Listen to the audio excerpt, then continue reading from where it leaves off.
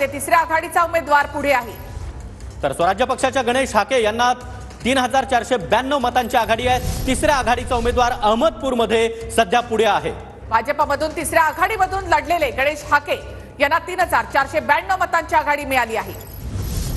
तर लातूरच्या अहमदपूरमध्ये मोठा उलटफेर आपण पाहतोय। तिसऱ्या आघाडीचे उमेदवार पुढे आहेत। गणेश हाके हे सध्या 3492 मतांनी आघाडीवर आहेत। आकड्यांमध्ये महाविकास आघाडीची पिछेहाट होताना या ठिकाणी पाहायला मिळत आहे।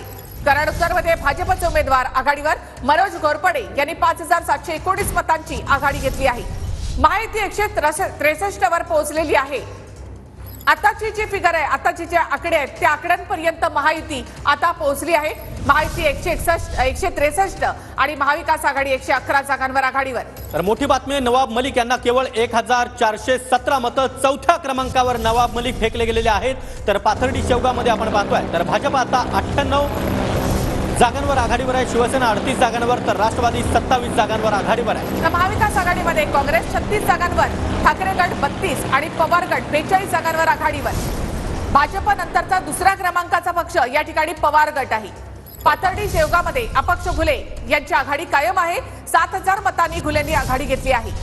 तर लातूरच्या अहमदपूरमध्ये तिसऱ्या आघाडीचा उमेदवार पुढे गणेश हाके हे सध्या आघाडीवर आहेत। 3492 मतांची आघाडी गणेश हाके यांनी घेतली आहे।